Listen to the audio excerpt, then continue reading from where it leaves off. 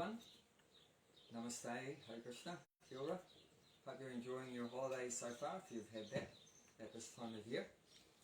So today we're doing a rice dish which has got a green leaf added to it, spinach or so forth, and a dal, which is like legumes, split legumes or unsplit like that. So we'll talk more about the philosophy side of it a little bit later, but I'll just explain where we're up to now because I've actually started a couple of things. So we'll go over to the stove and have a look. So today we're doing a particular lentil or legume called moong beans, so we'll talk more about that a bit later. So I've washed it and put it in water and just let it simmer away, bubble away. Make sure it continues to boil. Of course you don't want it to overflow. So what you can do, if you've got it on quite a low heat, you can keep the lid on tight, but if it starts to jump around or come over the side, then you need to set the lid ajar a bit. Otherwise you can have the lid completely off and let it boil, but the little difficulty with that is that you're going to lose more water. So your ratio is going to change of water to the dal, but it's not a big deal, you can always add more. But it's just easier if you keep the lid on a little bit. So I normally do it in between, not fully on, not fully off, just ajar a bit. And if it still goes over, then you need to adjust the heat downwards or take the lid off like that. So we'll just let that cook away. At this point it's just the water and the dal. You don't add especially anything sour until it's cooked. If you add sour things like lemon, tomato and tamarind like that before the dal's cooked, you're interfering with the cooking process. We explained a little bit about that in our first Facebook Live cooking class on khichdi, rice and lentil stew, which also uses a similar process.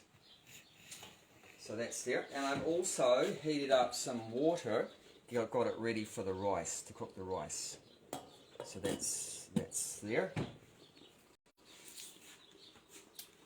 So what we'll do is I'm going to show, in the recipe for the dal, I've got coriander powder. So I'm going to show you how to make your own powder from the whole seed, coriander seeds in this case. But this also, same process. If you did cumin powder, start from cumin seeds, or garam masala, which I know I've showed that one before. So you just put that on the heat, just the dry little saucepan and your seeds. And I've said it before, but we'll say it again. Make sure all your pots have a good base, otherwise you risk burning things, especially with the rice. Make sure you've got a pot with a reasonable base on the bottom. Okay.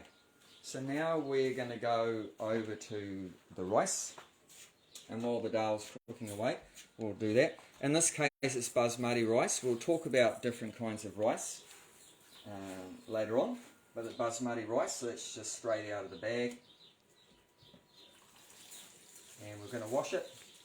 It always pays to wash the rice because this has just come out of some village somewhere, probably in Asia or India.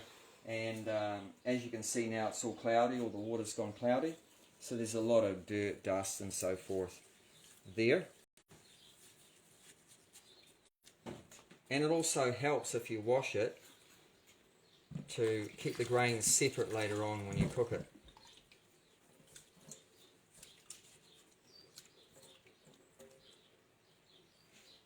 And what you can do is just slowly tip the water out. You can hold a sieve under it to catch any ones that jump out. A lot of Indian cooks are so expert they don't even need a sieve, they're just so good at not dropping anything. And we'll do it again because there's probably a bit more. So you keep washing it until the water becomes reasonably clear. So it's a lot clearer this time, but still a little bit cloudy. There's no harm, you've got plenty of water. Wash it again.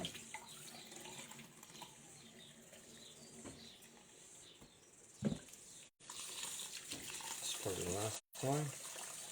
Yeah, that's good now. You can see the rice underneath. That's pretty clear.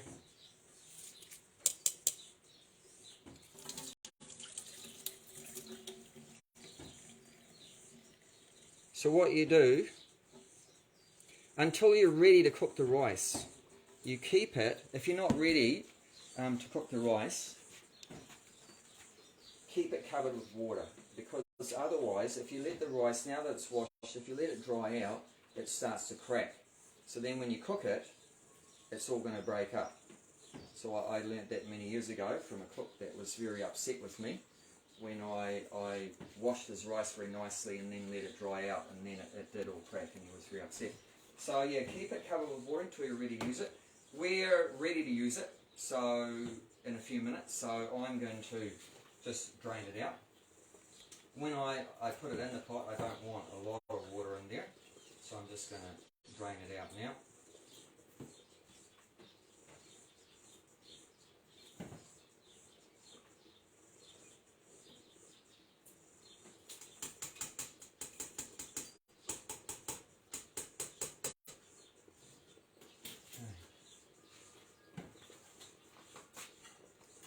So here's our pot for the rice. We just check our coriander seed. See, they're getting darker now. They're getting darker. I don't know if you can see that. And there's a little bit of smoke coming. Obviously you don't want them to go black. You don't want to burn them. But just you'll smell the aroma as they get roasted. This improves the flavour of whatever spices, rather than have a raw spice. It's not going to have much flavour. And also the health benefits won't be as much. When you roast it, you improve the flavour and the health benefits. And it also makes it easier to grind it. When you come to grinding it, which I'm going to do it in an electric device, but even if you did a mortar and pestle, it'll be easier to crush it if it's roasted. And we'll explain why we do this.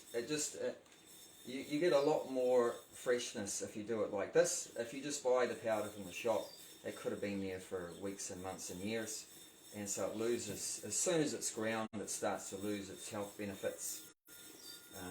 And also, you don't know if it's adulterated. Anything you buy powdered up, it could be adulterated with so many things. So this way, at least we know it's 100% what we want it to be.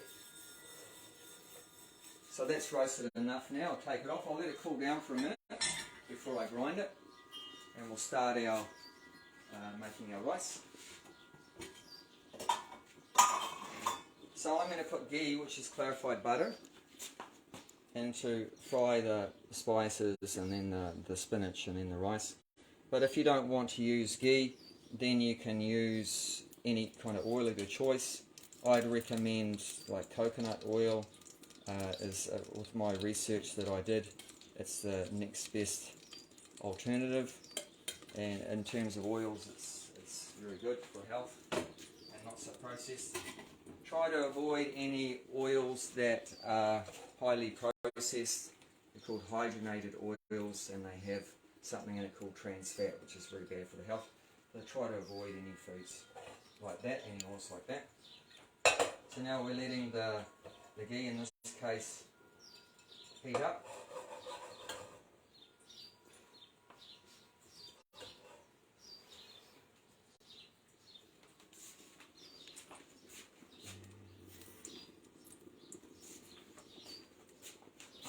Now we want to start adding spices when it's hot enough. In this case, the first one we're going to add is mustard seeds, and the mustard seeds require quite a lot of heat to make them crack and release the good properties.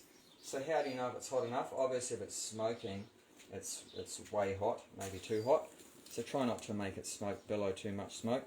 But you can just drop 1 or 2 seeds in and just see if it starts to spit and bubble. It's not doing that in this case, so I'm going to wait another few seconds for it to get hot enough.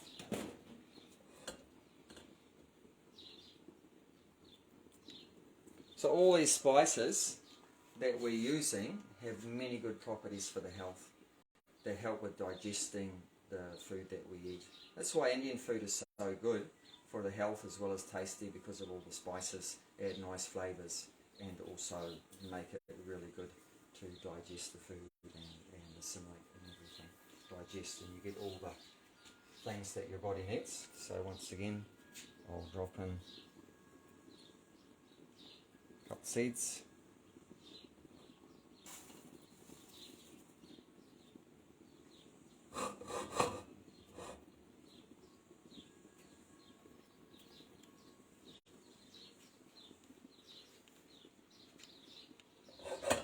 Yep, starting to spit now. I'm just going to get the lid for the pot.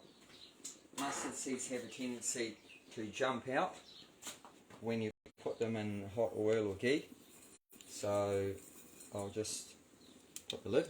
And you might hear, I don't know if you'll hear a few crackling sounds. That's them cracking. So you don't have to fully close it, but you can just leave it like nearly closed. Let a little bit of the heat come out. And make sure the lid is dry inside. You don't want any water falling on there. It's going to react. Oil and water don't mix. So when they've finished cracking, then I'm going to put cumin seeds. This is a very common spice used. Many health benefits once again. So that's going to go next.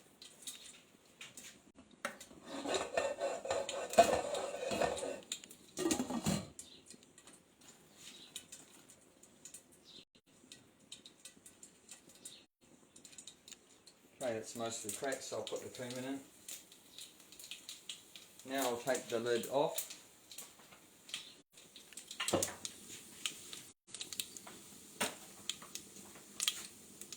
Now I've cut up some ginger, some fresh ginger, so that's going to go in.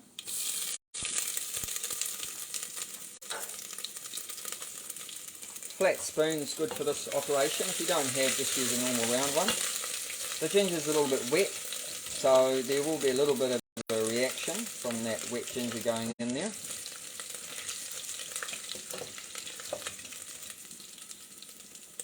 If you don't have fresh ginger, which I'm putting in there, it's a nice flavour, but also very good for helping to digest the food.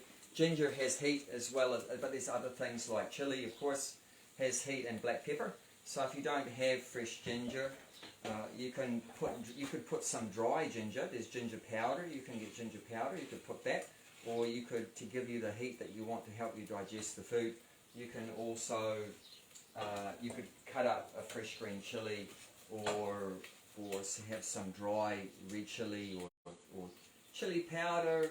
Be careful with that. It's so fine, and sometimes it can really burn if you have chili powder in the meal. So better to start with a whole chili and then cut it up is a lot better than very fine chili powder. And once again, it could be adulterated, and they could mix it with something better to start with a whole chili and then cut it up. So that the ginger, we let that cook for a few seconds in there. And this is called, you might not have seen this before, this is called kasuri methi.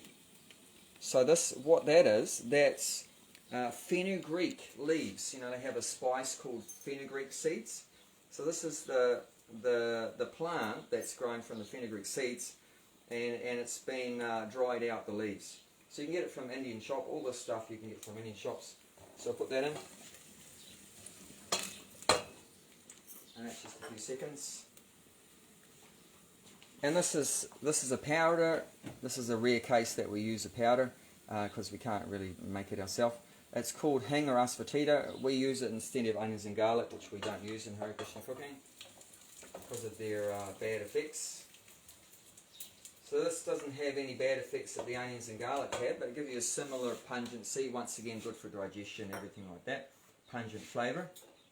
And it's a resin from the bark of a tree that grows in the Himalayas or something like that. So yeah, we can't start with the whole one, but we just buy that powder. It comes in a bottle, you know, and once again in the shop, and it's called compound asafoetida powder, or sometimes they call it hing. All Indian shops will have that, so that's a good one to have. And a little bit of black pepper, because we're not putting chilies in this one. Don't have any fresh green chilies at the moment, so I'll put a little bit of black pepper in there. Now we'll put our green leaves. I've said spinach, but you can use anything green leaves. So this is silverbeet. discharged silverbeet. So you put it in there. So we're just going to fry it a bit. It's going to wilt and shrink up. It seems like a lot. I'm cooking more than what I said in the recipe because we're cooking a bigger amount. The recipe I've given you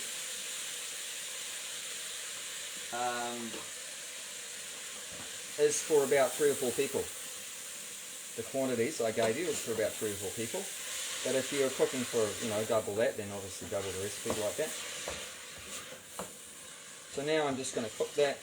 You can have the lid on or you can have the lid off. It doesn't really matter. I'm going to keep the lid off. And you don't want to cook it too long, because also this is going to cook with the rice for about 15 to 20 minutes. So you don't need to cook it too much now. Just I want it to shrink up a bit.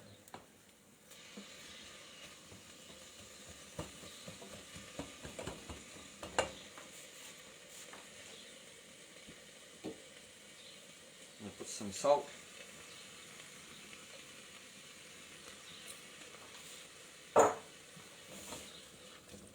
Mix that. Now I'm going to get that rice that I drained out.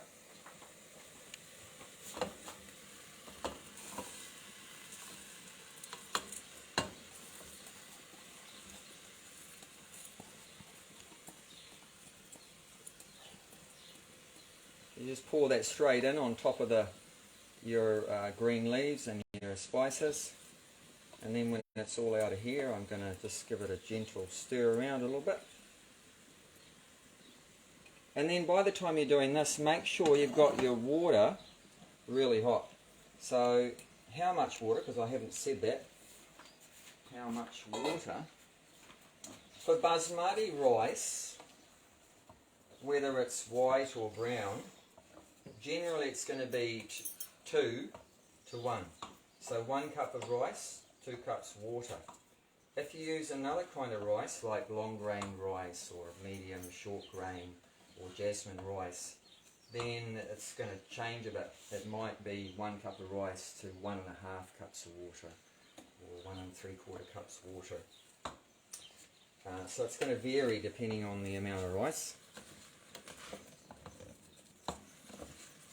But generally, basmati is generally 1 to 2. And other ones maybe 1 to 1.5. And if you're cooking bulk quantities, then it changes again. Like you wouldn't use the same ratio if you did 10 litres of rice. If that's a huge amount. But if you had 10 litres of rice, you wouldn't put 20 litres of water. You'd put maybe 15 or 16 litres of water. So that's also some knack that you learn, as you go along. But a small quantity, which you normally do for a family, is normally like that, 1 to 2. So we're just frying the grains just for a minute or two, just to heat them up, and also it'll help the outside to harden up a bit, so that when it's cooked, it's going to be nice and separate grains, nice and separate.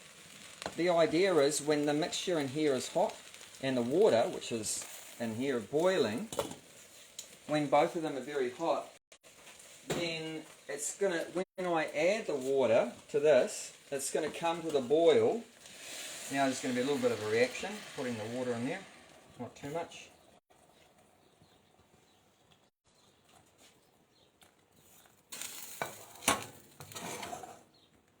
So the idea is that when the contents in there is hot, the water's hot, then it's going to come back to the boil as quickly as possible.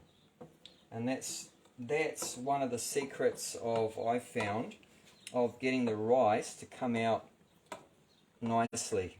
The end result will be nice. If you just mix the rice with cold water and put it on the heat, good luck. It's a lot harder to get it to come out properly.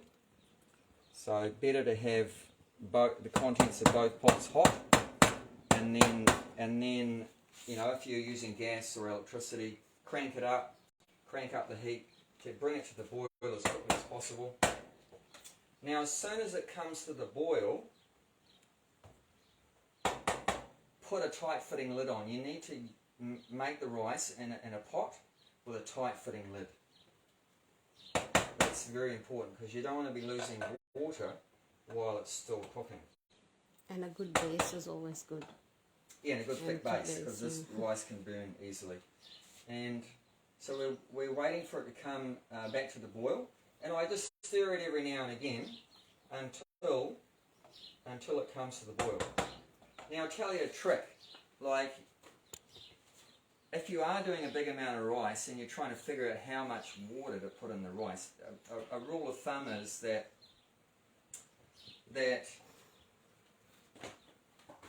you pour the water on top of your hot rice, your hot water on top of your hot rice, and you stir it around and you let it settle, and then that water should be about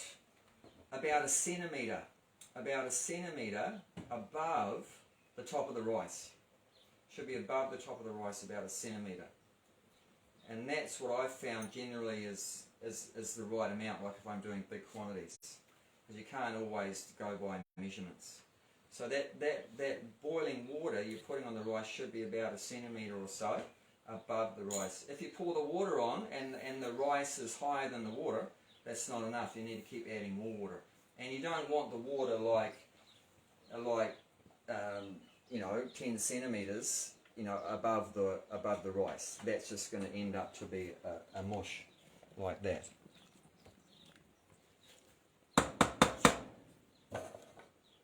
So it's when it comes to the boil, you want to have the water level about at least half a centimetre, half to 1 centimetre above the rice. So now it's come to the boil. So now I'm going to put the tight fitting lid on. So it's all in there. Tight fitting lid. Now this is also more secrets about how to cook good rice. Once you put the lid on, you just want to simmer it. So turn it down to just the lowest heat, just enough to keep it boiling, just bubbling away. You don't want to cook it too fast, or probably it's going to burn on the bottom. You're going to burn the bottom of the rice. So now I'm going to, in this case on the wood stove, I'm going to move it over to here where it's less heat. And now you don't take the lid off. This is very important. Don't look at it every 5 minutes and take the lid off, and don't stir it. Don't take the lid off, don't stir it. So you look at your watch, your clock, and then aim that minimum it'll take 15 minutes, maximum 20 minutes. So you might, at the earliest, you might open that lid is after 15 minutes, like that. For some reason, if you look at it, after your 15, 18 minutes, 20 minutes, if for some reason you look at it and you put the spoon in the bottom and you find out that there's no water left, it's dried out, but the rice still hasn't cooked, say it's for some reason it still hasn't cooked after you've had a look at it and there's no water left, then what you do, you keep some hot water ready, you keep a little bit of boiling hot water ready, and you just add a little bit more, maybe like a couple tablespoons, or maximum a quarter of a cup or something like that. You quickly add that hot water in and put it back on, and that little bit of extra water might just take a little bit of extra to finish it off. But generally it should be all right without adding more water. But definitely don't take the lid off, don't stir it until at least 15 minutes after it's started to boil and you put the lid on. Okay, so we're leaving that there. And also I think if you may not need to add more water later on, because hopefully you don't. The steam itself, even if you take it off the heat and don't open the lid, with that steam itself, it'll end up cooking. Yeah. So John has made a good point that after your 15 to 20 minutes, you could just take it off the heat at that point and you leave it for 10-15 minutes, and whatever moisture is in there, very hot steam is inside there, will just finish it off, even if it wasn't finished off at that point that you took it off the heat. But the steam that's locked up inside there will just slowly finish off cooking it.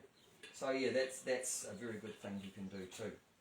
But that's very important because a lot of people, they muck it up by taking the lid off too soon and stirring it in that, and that disturbs the whole ratio of water. So now we'll go over to our dal while that's cooking.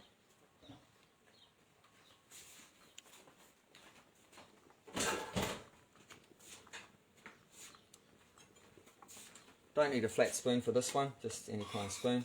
Now I'm just going to check if it's cooked or not. See, it's all, I don't know if you can see that, but it's all pretty mashed up. I can tell it's cooked. If you're still not sure, you can like get some against the side of the pot and see if it squishes. Otherwise, you know, if you've got tough hands or whatever, you can take a little bit out and then just grab one and just try to put it between your fingers like that, and it's pretty much cooked. So I'm going to put ginger in. Fresh ginger again from the garden.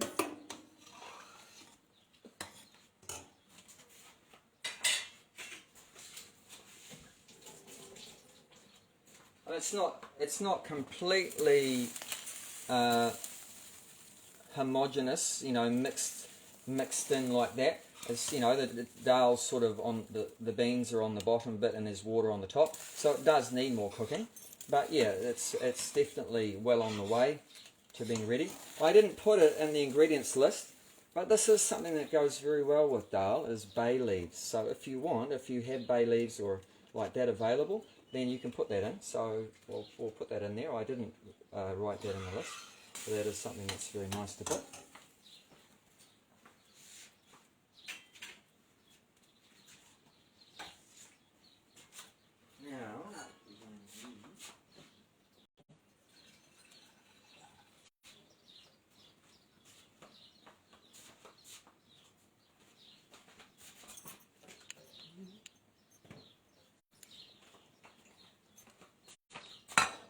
Now what I'm going to do, we're going to add tomatoes to this recipe. Something sour goes really well with this dish.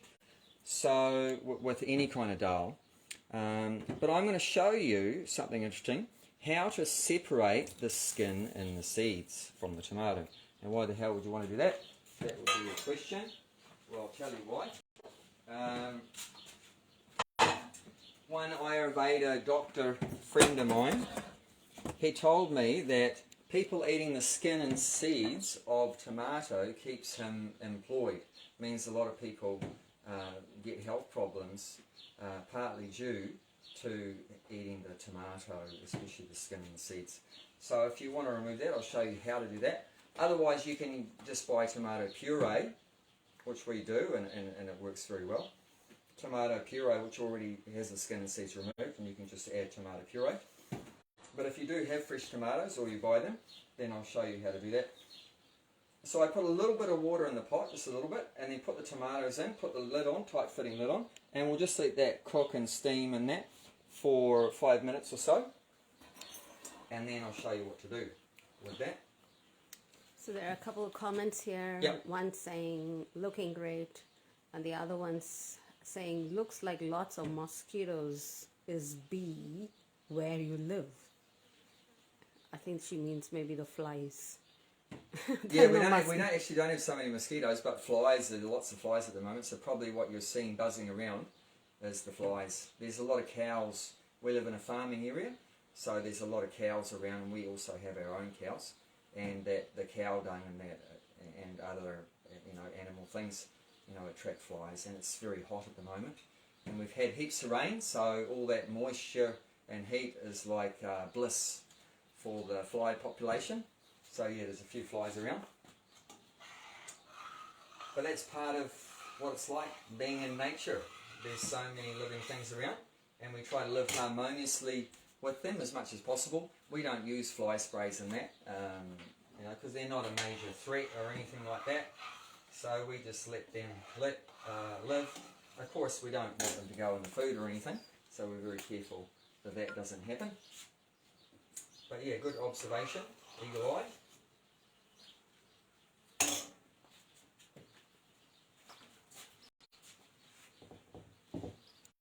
So while that tomato's doing its thing, one thing I'll do, I'll grind up the coriander seed. So in this case I'm putting in like a little spice grinder thing. You can get from a lot of shops, you can get a cheap coffee grinder, they call, or a spice grinder. In this case it's on top of a food processor, a different attachment, but you don't have to get something like this. Just a simple little spice grinder, coffee grinder. Just going to make a little bit of noise.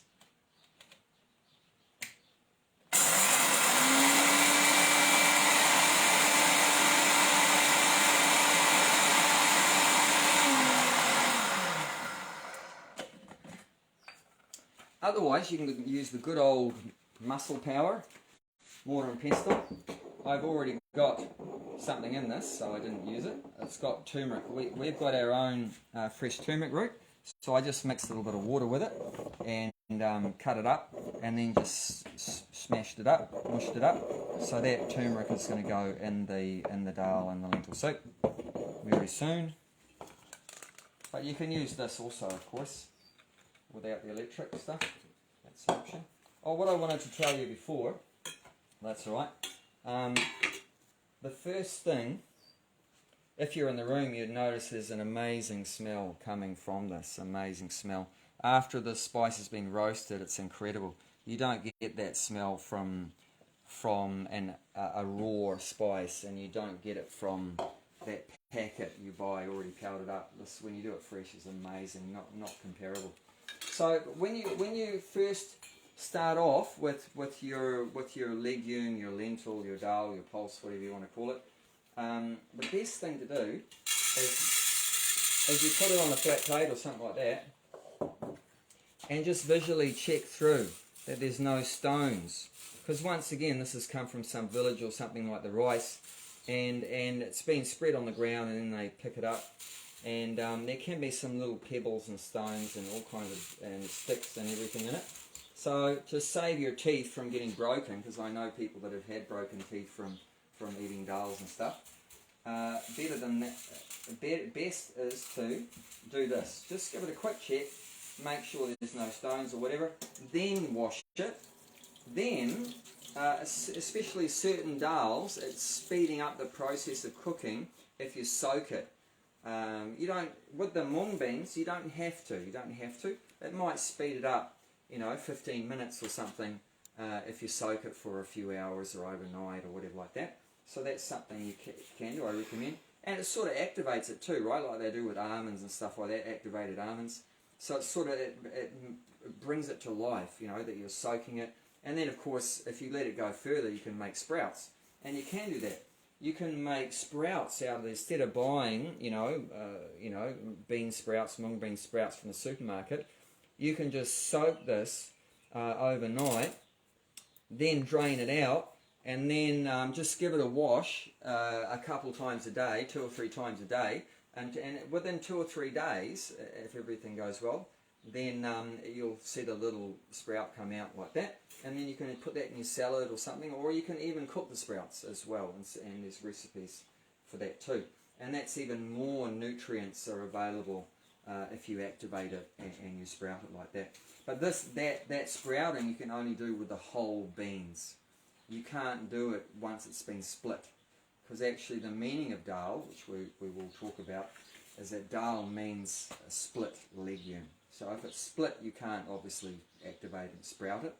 But if it's whole, if it's a whole bean, then you can do that. But yeah, definitely it pays to check for stones. That's something really good to do.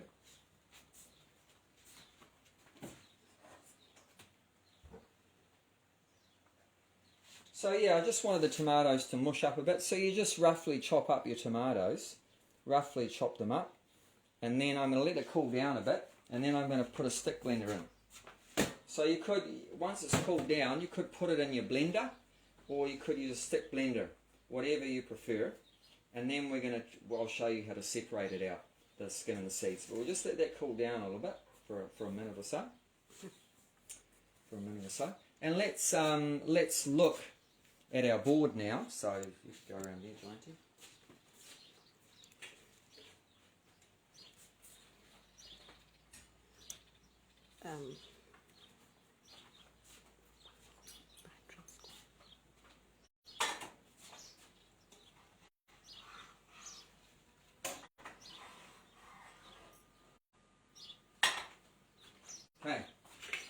let's discuss a bit of the philosophy.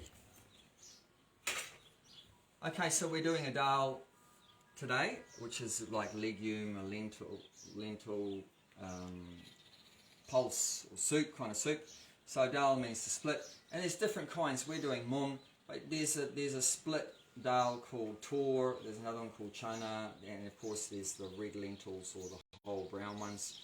There's urad, which is white, and common in New Zealand and Australia, and that is green and yellow split peas. So use whatever suits you, and one time you could do moong, another time you could do your split peas, another time you could do chana. You know, you can have a variety like that. Like I've said, check for stones, that's already sorted out. Soak beforehand, we talked about that before cooking.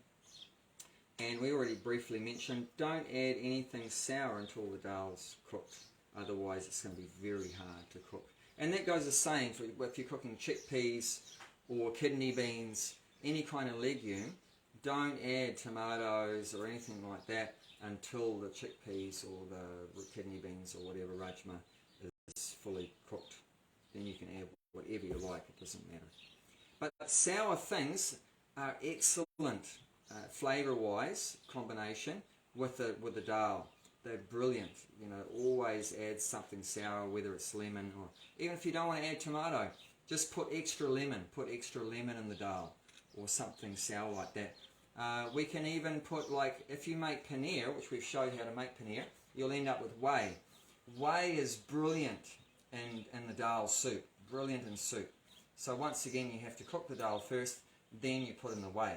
If you're going to add a lot of whey, then the water for the recipe, you want to cook the dal in less water, and then you're going to make up some extra liquid with your whey. You know, because I would say for most dal soups, the ratio would be, for every 1 cup of dal, you'd have between 6 and 8 cups of water. And I mentioned that 6 cups. So yeah, between 6 and 8 cups of water for every cup of dal. Now, if you like a thinner soup, you can put more. If you like a thicker soup, put less. And be aware, like I said, by the time you've cooked it for 3/4 of an hour or whatever like that, some of the water will go away. So you might think, wow, that looks like a lot of water in the beginning. But yeah, some of it's going to evaporate and things like that. So you can always, if it's too thick by the time it's finished cooking, you can always add a little bit more water or extra whey to get the consistency that you want. So yeah, that's just a personal taste, how much liquid you want. But generally the ratio is 1 cup dal, 6 to 8 cups water. By that, and dals give protein, so a lot of protein. People ask where do vegetarians get their protein from these legumes and dals. This is a great source, as well as, you know, different seeds and nuts, and if you're taking dairy, then dairy does like that. And now talking about rice, there's many varieties, you know, varieties of brown rice, varieties of white rice. So these days a lot of people are into brown rice. Yeah, it's got more, maybe you could say more nutrition in the brown rice than the white rice. But however, it's harder to digest, the brown rice, harder to digest. So according to Ayurveda, that for most people, white rice is actually better if your digestion is not very strong. If it is strong, then brown rice, no problem. But if your digestion is not very strong, then you're probably going to get more out of the rice if you had the white rice, which is a lot easier to digest. Of course, brown rice also takes longer to cook. Takes on average like 40 minutes to cook, whereas your white rice maximum 20 minutes. So yeah, it takes longer to cook the brown rice. So brown rice you can get basmati or long grain, medium, short, like that. Also white rice, the same things. You can have white basmati or brown basmati, white long grain, you know, brown long grain. So, and then short, medium, long, like that. And then jasmine rice, and then there's all kinds of other funky rice in Asia and India and different shapes and sizes and everything like that. So whatever, really like that. But for most people, what's highly nutritious is the basmati, is highly nutritious rice, and generally more nutrients than the other ones. And also cooks very nicely, easily, and comes out separated. good luck if you want to keep the short grain, medium grain like that, long grain separate. It tends to be very glutinous and sticky and everything like that, a lot of starch or something like that. So it's a bit harder to keep it nice and separate. So I said about wash before cooking, boil water beforehand, yep, said that. And you can have plain white, plain rice, that's no problem. And that's what most people, in their daily food, they're just having plain white rice or brown rice with a simple dal soup.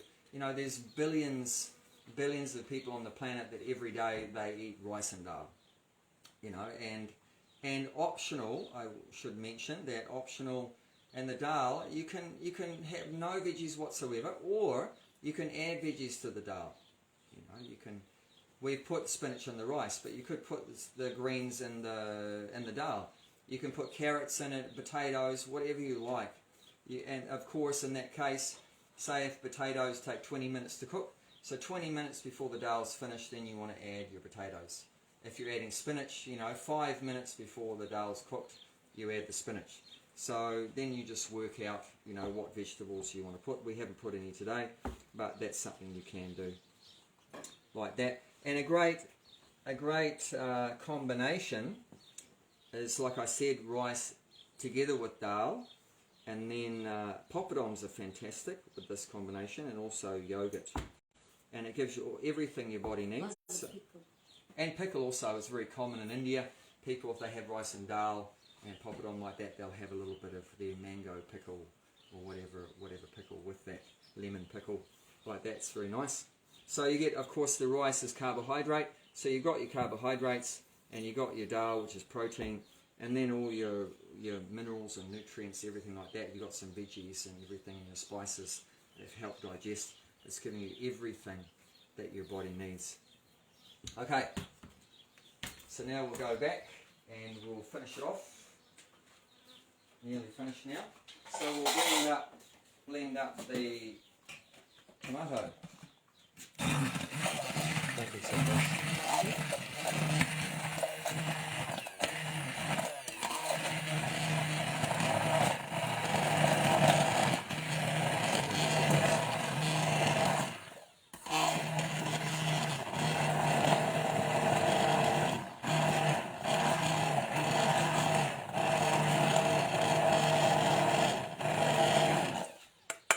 Okay. Now you don't have to do this step. You can just throw the tomatoes in with the skin and the seeds. Don't worry about it. Or otherwise speed it up by using the tomato puree. But I'm just showing you, if you want to do it, you can do it this way. So then you need a bowl, and you need a colander. This will take out a lot of the skin in that. Some of the seeds will go through. So you can just do a rough job like that.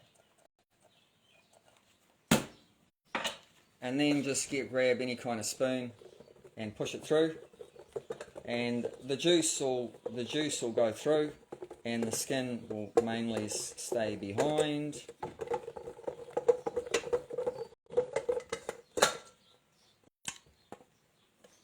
Some stuck on the bottom, get rid of that. So yeah, I've removed most of the skin, a few of the seeds. If you're more fussy, then you can put it through the fine one to get rid of, a lot of the seeds. Why I didn't do this to start with is because it's hard to get the skin out of this. It's hard to get the skin out, which makes it hard to clean. So I'll just show you how to do that.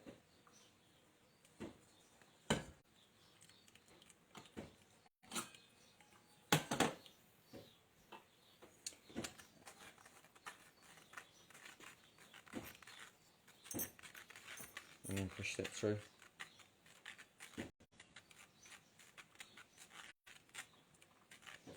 So this is like, the finer you go with your sieve, then obviously the longer it's going to take for it to go through, because things get stuck.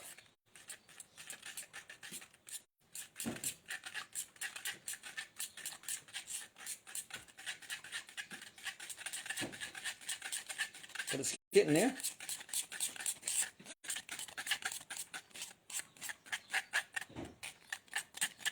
A small spoon would have been the best thing. I didn't have that handy, so I'm just using the knife. But yeah, a small small spoon would have worked really well.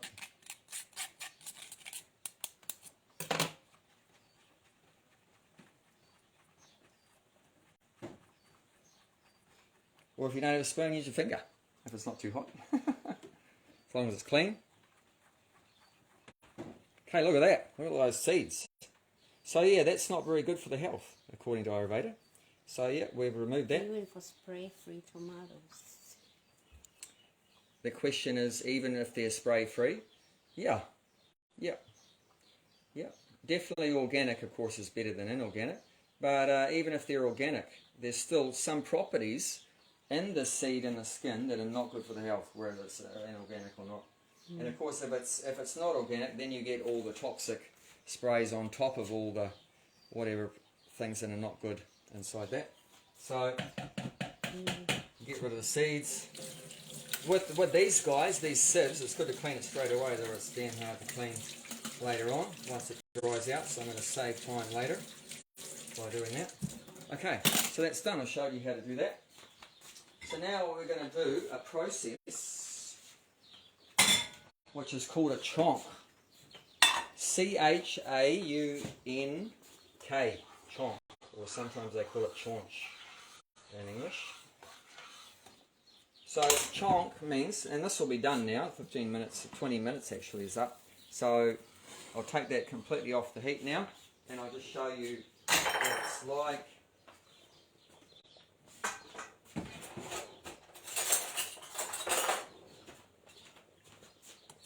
So I'll just carefully put the spoon in there, take it off. So just see the grains are very nice and separate. They're all very separate. And what you do, you want to test. You want to test that it's cooked. How do you test that it's cooked? Just take one out. Just take one grain out and just press it. And if you press it and you mush it up and it goes right through, and then it's cooked. If you pressed it and you can still have a hard white line through the middle of it, it means it's not fully cooked.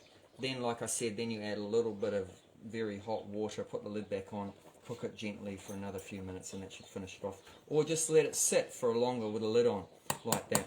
Now leave it for a few minutes, and then what I'll do, I'll carefully come in from the side and go right to the bottom and turn it over and fluff it up. So don't stab it and break all the grains and everything. Just come in gently from the side and turn it over, and then get underneath it, and then bring the top to the bottom and tip it over like that, and then you can just loosen it up. Or you could tip it into, if you're ready to serve, you could tip it into a bowl, and that'd be easier if it was a bowl to loosen it up. Because if you let that sit there for half an hour or 1 hour, that's all going to clump together. It's all going to lock up together, and it's going to be one big lump. So definitely after 5 minutes or so, loosen it up, or like I said, tip it out of the pot into a bowl and separate it out, loosen it up. So that's pretty much done. The only thing we're going to add to that in a little while is, we can do it now, is just squeeze some lemon juice on it. Lemon is very nice, and the lemon helps you get the iron out of the greens. The lemon helps you get the irons out of the greens. So yeah, put some lemon in it. Okay, so now we're going to go over to our chonk, which is off the dal. So once again, I'm going to use ghee. You could use, like I said, you could use oil of your choice, no problem. So we're going to let that heat up. But with this moong, ghee is supposed to be very good. Yeah, actually, good point. Jayanti reminded me that our spiritual master explained that if you don't put ghee in a preparation which has moong in it, then it's bad for your eyes. Now, I don't know more than that, the background behind that, but that's what he said, that it's put ghee and then it won't cause any problem for your eyes. Otherwise, that may be there. So that's just something I've heard. So there's a reason for all these traditions. We might not know why, but often things that have been done for thousands of years, there's a good reason for it. Now we might have forgotten what the reason is, but there is a reason. So once again, we're letting that heat up, and then we're going to add not so many spices.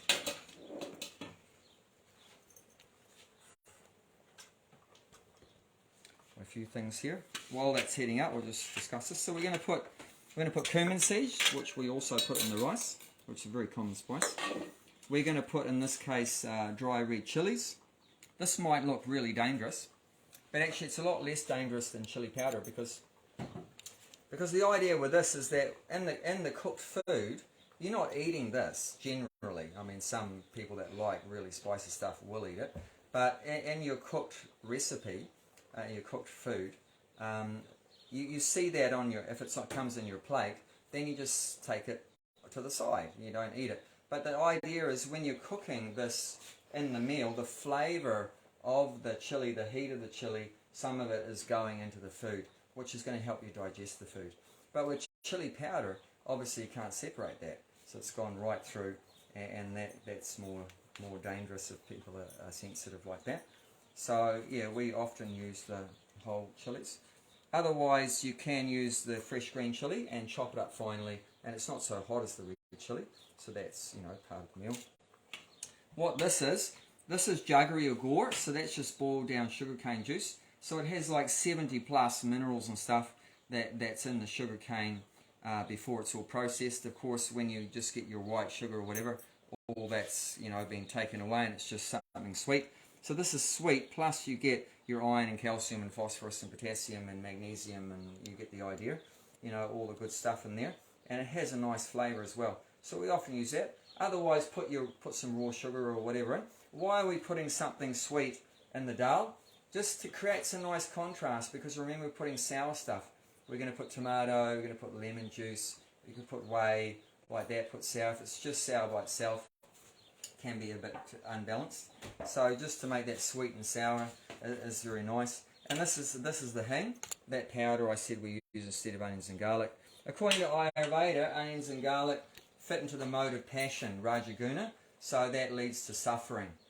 And we see that, you know, that when you use onions and garlic, you know, you cry when you're cutting the onion, and your breath is really, can be obnoxious and stuff like that, and it comes out of all your glands. And research has shown that that garlic and these other things, maybe onions to a lesser degree, but definitely garlic, kills your own reproductive cells in your reproductive organ and in brain cells. You know, it's like a nuclear bomb in your body. It doesn't discriminate between the bug and the body. Of course, people may take garlic and that to kill the germs, but we don't know that we're actually killing our own body parts as well. Okay, so now it should be hot by now. We're going to do our test once again. Just put one in, see if it's bubbling and fizzing, which it is. Okay, cumin go in, nicely cooking, then followed by the red chili.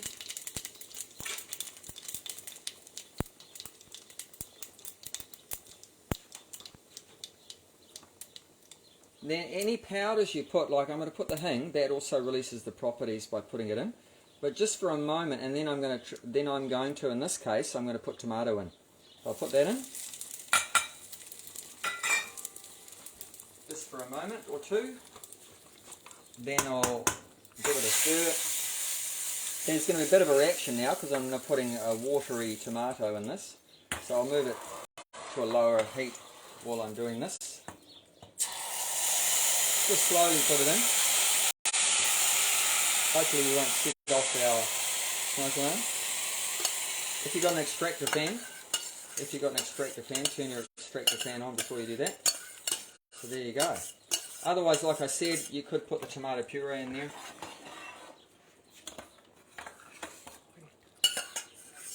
So we'll just cook that for a minute. So there's alternatives. I could just put the tomato straight in there. In which case, when the spices are all fried, I would have just poured it in there. But this is just another way you can do. Even if you had the whole tomatoes and you didn't separate the skin and the seeds, you can just put up your cut up tomatoes in there and fry the tomatoes. Fry the tomatoes and the ghee and the spices. and that makes it really nice and tasty. The tomatoes improves the flavour just by frying them in the ghee or the oil. So you could put your cut up tomatoes in there, put your pureed tomato in there, or if you don't want to, keep it simple, just put the tomato in there, and then when your spices are fried, put them in there like that. So I'm just showing you a few different options. Now this jaggery gore, I'm going to put that directly in the dal. I could put it in there, I could put it in there, it doesn't really matter. I need to put it in there to melt, because as you can see it's one big lump. Of course raw sugar, you know, just put it in there as well, doesn't matter. So this has come to the boil now, the chonk. So I'll just do a couple minutes there. Now you can see, I don't know if you can see, but the dal is more merged with the water. So it's not like water on top and dal on the bottom. It's nicely mixed in. If you want it really smooth, if you want a really smooth soup,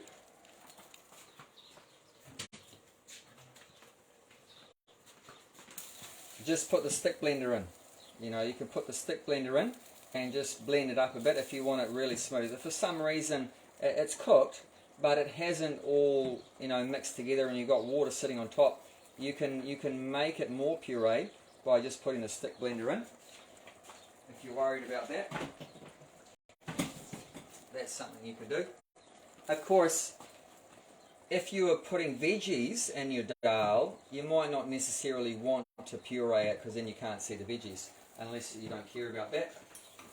But if you did want to put veggies but you didn't want to puree them, but you wanted to puree the dal, you puree the dal, then put your veggies, like that, in that case. So there's a few different... So would your veggies be already cooked, or...? Yeah, well, it doesn't matter if you cook the dal longer than what you have to.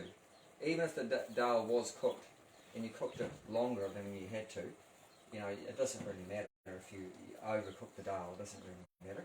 Otherwise, you could cook your veggies separately and then add it to the dal. It doesn't really. You could bake the veggies and put them in the dal. You can deep fry your veggies and put them in the dal, or you could cook them in the dal, whatever you want. So I'm just giving you a few options. So now what you do, this is a very common process. This handle's a bit hot, so I'm going to use a towel. Very common in all dal recipes. So you cook your lentils and then you add the fried spices. So this is the chonk. We're adding the chonk to the dal, like that. So this is very common.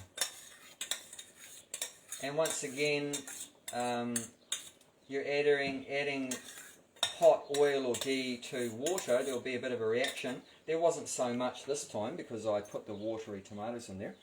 But if I just had the spices fried in the oil or ghee and poured it in there, it would have exploded a bit. So turn the extractor fan on before you put the chonk into the dal. So now that's pretty much done.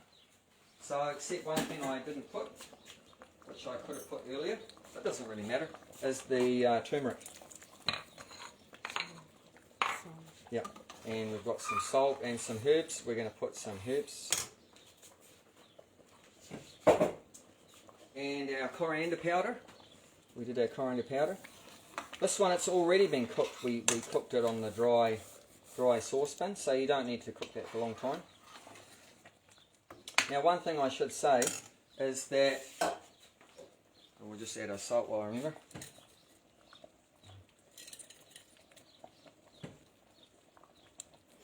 In India, this is a technique they often just measure in their hand. They're so expert, they just measure it in their hand. So yeah, one thing I wanted to say, that's pretty much done now. So then once you put the chonk in, just a few more minutes so that all the spice flavours can mix with your dal, and then it's done. Then that's it. We cooked it a bit longer than necessary. You could cook it faster than this because I've been talking so much. So even though it's taking a long time in the cooking class, but when you actually just focus on cooking it without all the waffling, then you can cook it, you know, a lot faster, like that. So yeah, what I wanted to say is that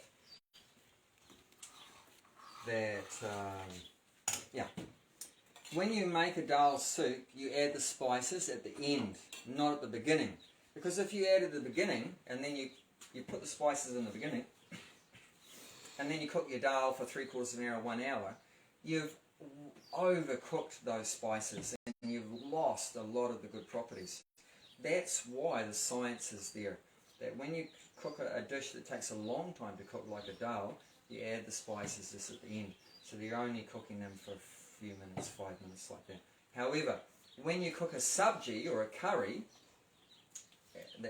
in Indian language, a vegetable dish is called a sabji. So when you're cooking a sabji or a curry, then that's only taking, potato curry, 20 minutes, like that. So spinach curry, 10 minutes or whatever like that. So it's only going to take 10, 15, 20 minutes depending on the vegetable. So in that case, you put the spice in the beginning. So like I did, we made palak paneer, spinach and fresh cheese. So you put the spices at the beginning. So when you make your curry, your sabji, you put the spice in the beginning and cook your veggies. When you make the dal, you put the spices at the end. Now, and another thing you put at the end is any fresh herbs. So parsley, in this case coriander, we've got coriander, so we'll put that. You put your fresh coriander, like that. Put your fresh coriander.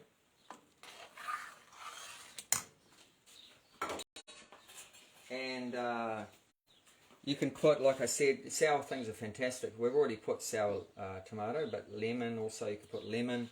If you've got, if you've made paneer and you've got whey water available, the whey liquid available, then, like I said, you can add some whey at this point. You can put some whey and just bring that back to the boil with the whey, and that's very delicious. If you put the whey, because whey is made often with lemon, so if you put whey water in, then no need to put lemon as well.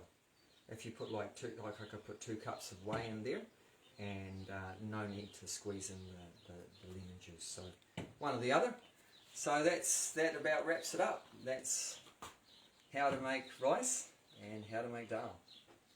So yeah, I'd love to hear back any feedback if you make any of these things and you have any further questions or comments, or something that was really nice or something turned out not nice, then let me know. I'd love to hear back, and wish you all the very best. Thank you very much for joining us.